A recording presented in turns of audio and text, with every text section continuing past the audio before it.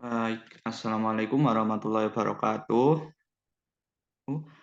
Kami dari Universitas Negeri Surabaya dengan Prodi Pendidikan Matematika pada mata kuliah Psikologi Pendidikan Matematika akan menjelaskan mengenai teori Piaget. Next. Nah, PPT ini mengenai teori Piaget disusun oleh Aprilia Ambarsari dengan NIM terakhir 009, saya sendiri Firdaus Sayanua dengan NIM terakhir 083, dan Aprisa Hidayah dengan NIM terakhir 094. Next.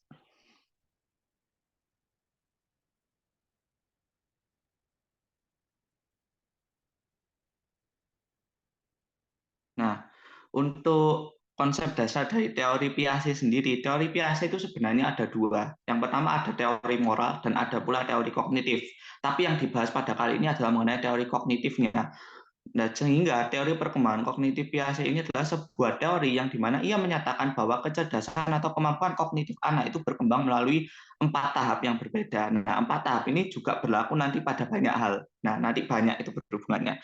Nah, teori pembelajaran Piaget ini dilakukan berdasarkan teori perkembangan kognitif atau perkembangan intelek, yang dimana menurut Piaget kecerdasan adalah suatu bentuk keseimbangan atau penyeimbangan ke arah mana semua fungsi kognitif bergerak. Nah, ini dapat kita lihat lagi dari bagaimana cara berpikirnya Piaget. Menurut Piaget, berkembangnya struktur kognitif seseorang itu sendiri dibagi dari 4 hal.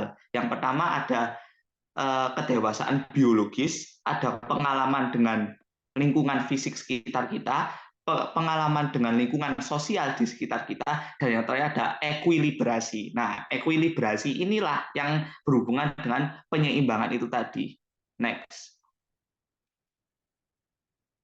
Nah, ekuilibrasi inilah yang memacu nanti adanya beberapa tahap-tahap ini. Ekuilibrasi itu sendiri adalah faktor sentral yang mengontrol beberapa faktor lain. Kenapa? Karena dia itu menyeimbangkan. Nah, kita bisa artikan ekuilibrasi itu sebagai suatu biological drive atau keinginan secara biologis untuk melakukan adaptasi terhadap struktur kognitif dan juga physical environment atau lingkungan fisik yang ada di sekitar kita agar tercapai sebuah kondisi yang optimal pada diri kita. Nah, oleh karena itu, ada bagaimana perkembangan itu terjadi dalam diri seorang manusia. Yang pertama ada skema. Skema itu sendiri berhubungan dengan pattern atau pola. Pola apa? Pola berpikir atau bagaimana pola kita bertindak. Lalu, nah dari skema itu tadi, kita bisa melakukan yang namanya asimilasi dan akomodasi. Asimilasi dan akomodasi ini nanti berhubungan dengan ekuilibrasi dan adaptasi itu tadi. Nah, asimilasi dan akomodasi ini tadi dapat dikatakan sebagai sebuah proses di mana yang pertama, asimilasi itu kita mencoba untuk membuat hal eksternal atau yang ada di luar kita, kenyataan di luar kita itu make sense atau masuk akal dengan skema yang sudah kita ketahui. Misalnya, ada anak itu menggedor-gedorkan sebuah sendok. Nah, itu ada skema yang dia miliki. Dia berpikir bahwa semua benda yang dia gedor-gedorkan itu tadi, itu pasti ya akan menghasilkan suara seperti itu. Nah, asimilasinya tadi, anak itu tadi diberi telur. Dia berpikir bahwa, oh karena ini juga termasuk benda juga sama juga. Dia mulai untuk make sense dengan skemanya tadi. Berarti kalau misal saya gedorkan, otomatis dia juga bisa bentuknya tetap dan bunyi. Nah, ketika akomodasi itu tadi, ketika dia gedorkan, ternyata kan telurnya pecah. Akhirnya dia itu berusaha untuk apa? Memasuk akali itu tadi dengan cara mengotak-atik faktor internal yang ada pada skema.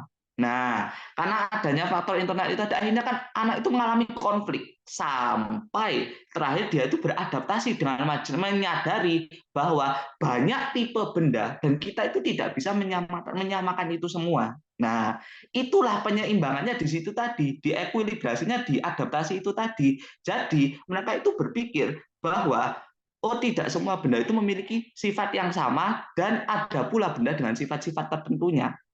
Kalau kita mungkin ngomong dalam matematika itu, kalau semisal kita punya bilangan, kalau semisal kita punya pecahan, nah pecahan itu kan ada 1/2, 1/3, 1/4, dan seterusnya. Nah, kalau terus kita itu tadi itu adalah skemanya. Anak-anak berpikir berangkat mulai dari bilangan pecahan. Ada pula bilangan pecahan campuran. Nah, bilangan pecahan campuran termasuk dalam asimilasi karena dia faktor eksternal yang tiba-tiba masuk, tapi kalau dilihat secara skemanya masih nyambung kayak 1/1/2, 1/3/2 kan masih nyambung karena pada dasarnya itu cuma penjabaran dari sebuah bilangan pecahan itu tadi. Nah, yang terakhir, bilangan pecahan dan pecahan campuran itu adalah sebuah bilangan rasional. Nah, akomodasinya kan adanya bilangan rasional. Tapi kan siswa itu tidak tahu, oh bilangan rasional itu apa. Akhirnya kan mereka mencoba untuk make sense atau memasuk akal itu tadi dengan adanya skema itu kan susah. Nah, akhirnya terjadilah sebuah adaptasi atau ekuilibrasi di mana siswa itu nanti akhirnya berpikir bahwa dari definisinya bilangan nasional yaitu perbandingan antara dua bilangan A dan B yang di mana B itu tidak sama dengan 0, akhirnya siswa mulai paham, oh berarti itu tadi alasannya kenapa orang ngomong bilangan pecahan dan pecahan campuran itu termasuk ke dalam bilangan rasional. Karena apa? Mereka pada dasarnya ada A dan B-nya, terus ada pernya yang menyatakan dia itu perbandingan dua itu tadi dengan B itu tidak mungkin 0 itu. Nah, nanti kan mungkin mereka akan lebih menyadari lagi jika dielaborasikan bahwa bentuk seperti 1/0 itu adalah bentuk yang tidak terdefinisi. Nah, itu kan untuk bagaimana perkembangan itu terjadi. Yang selanjutnya ada tahap perkembangan berdasarkan usia. Nah, tahap perkembangan berdasarkan usia ini yang pertama ada tahap sensori motor. Nah, tahap sensori motor ini adalah tahap di mana pada usia tersebut 0 sampai 2 tahun, bayi itu berusaha untuk apa ya? Dia itu beraktivitas secara spontan dan berusaha untuk memahami bagaimana caranya dunia bekerja. Dan di sini yang paling mencontohkan itu adalah adanya egosentris. Egosentris yang dimaksud di sini adalah bayi itu belum bisa kayak mempertimbangkan bagaimana dan apa paham yang dimiliki oleh orang lain. Nah, terus yang kedua ada tahap praoperasional. Tahap praoperasional yaitu umur 2 sampai 7 tahun ini anak itu sudah mulai bisa mengimajinasikan masa depan, merefleksikan masa lalu, tapi mereka masih berfokus kepada masa sekarang. Maksudnya mulai ada perkembangan kognitifnya, tapi mereka itu masih belum bisa membedakan suatu hal itu secara berbeda meskipun pada dasarnya itu sama. Semisal kita menumpuk 10 koin, nah terus kita menyebarkan 10 koin itu tadi, anak pasti akan berpikir bahwa koin yang disebarkan itu tadi jumlahnya itu lebih besar daripada koin yang ditumpuk. Sama seperti dengan oh ada 2 gelas, satu gelas bentuk muk, satu gelas bentuk gelas elegan yang biasanya dia itu hanya berisikan kecil. Nah, anak berpikir bahwa meskipun aslinya dua-duanya itu dapat dipenuhi oleh air dengan liter yang sama, anak akan berpikir bahwa oh yang mu itu lebih besar karena kelihatannya dia lebih spesies atau lebih beruangnya itu kelihatan besar. Meskipun pada dasarnya air yang dituangkan volumenya di 2 gelas itu tadi pada dasarnya sama. Nah, di tahap praoperasional ini anak itu mulai merasa egosentrisnya lebih sedikit. Dia mulai menyadari bahwa tidak semua orang itu berpikir seperti saya dan dia mulai peka dengan adanya bahwa oh orang lain itu punya pemikirannya sendiri-sendiri. Nah, di tahap operasional konkret itu anak sudah mulai bisa melihat konsep abstrak, tapi dia itu harus diiringi dengan adanya properti konkret, ada properti nyata untuk menjelaskan keabstrakan dari konsep tersebut itu tadi.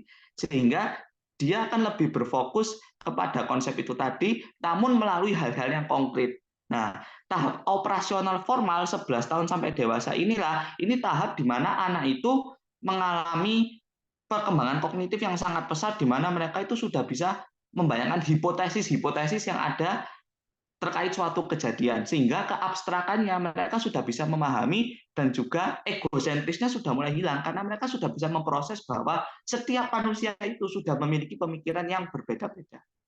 Baik, untuk selanjutnya adalah relevansi mungkin akan dijelaskan oleh Aprisa, silahkan.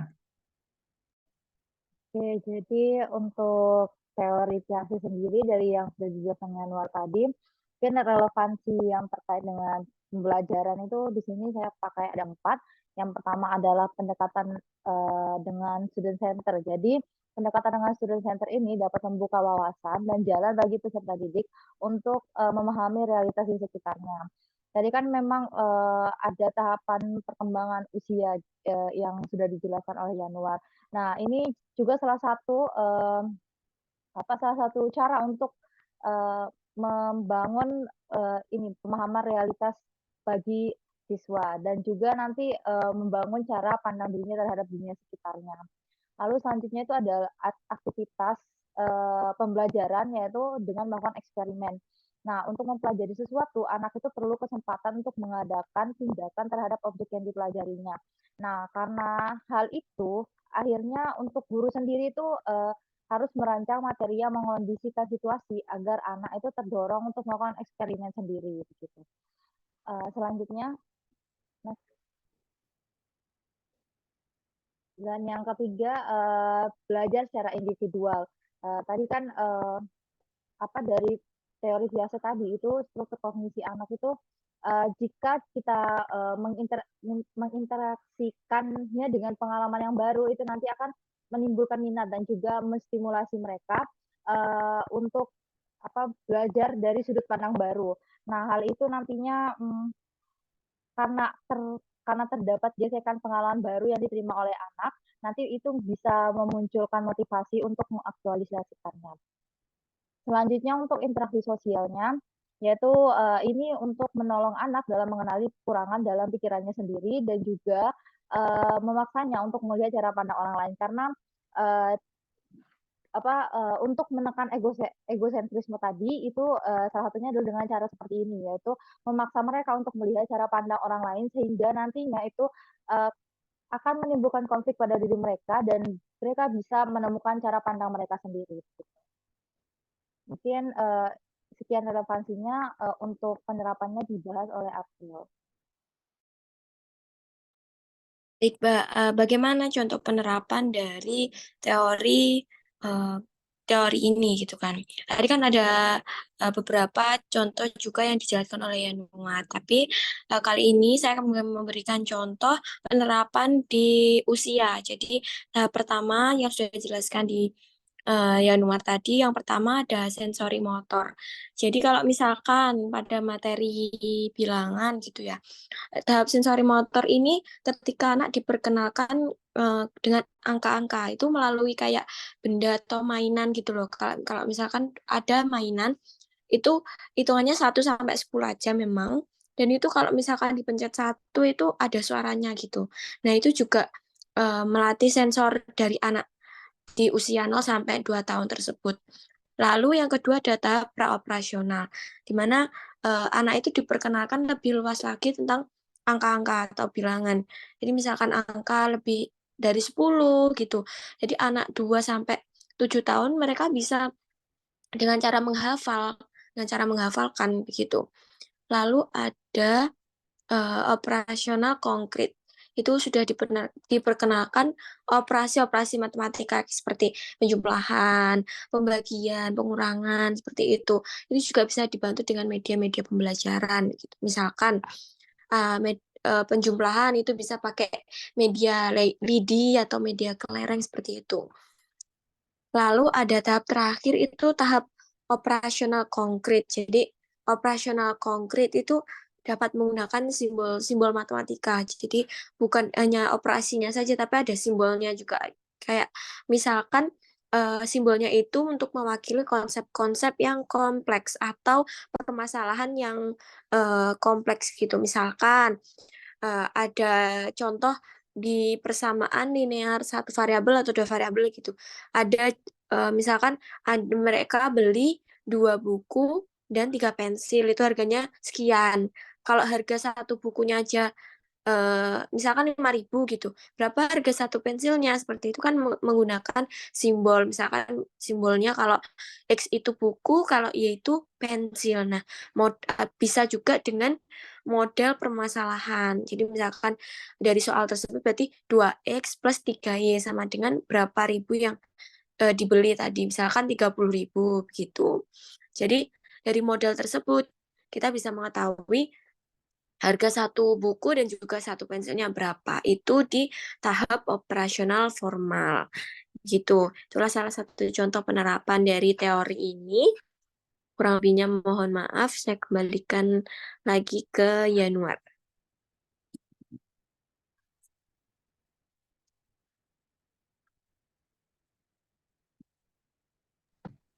Baik, next.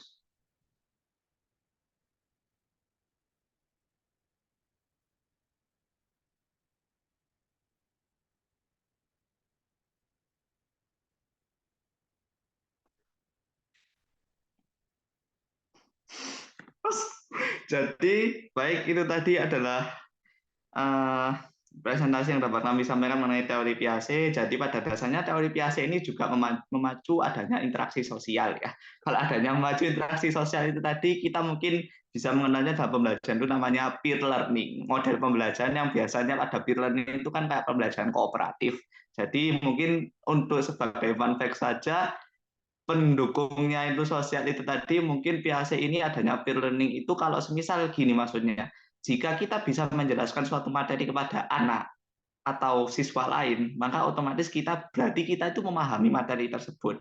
Nah, selain itu tadi, ketika peer learning itu dilaksanakan, kita juga bisa mengevaluasi diri kita tentang mana sih bagian dari konsep itu yang kita belum pahami. Nah, jadi pada dasarnya selain adanya perkembangan kognitif dan bagaimana siswa itu tadi berkembang melalui beberapa tahap-tahap itu tadi atau itu bisa kita sebut sebagai sebuah konstruksi. Oleh karena itu, Piaget itu juga dimasukkan sebagai sebuah teori konstruktivis. Dengan paham konstruktivis, karena kita mengkonstruksi konsep dari sebuah skema atau pola sampai kita bisa mengadaptasikan konsep baru ke dalam skema yang kita ketahui. Dan juga selain itu ada interaksi sosial berupa pengajaran sebaya atau tutor sebaya untuk mempermudah kita dalam mengevaluasi pemahaman yang kita memiliki dan membuat orang lain paham juga dengan materi yang kita jelaskan. Baik, sekian dari kelompok kami. Jika ada salah kata, mohon maaf. Wassalamualaikum warahmatullahi wabarakatuh.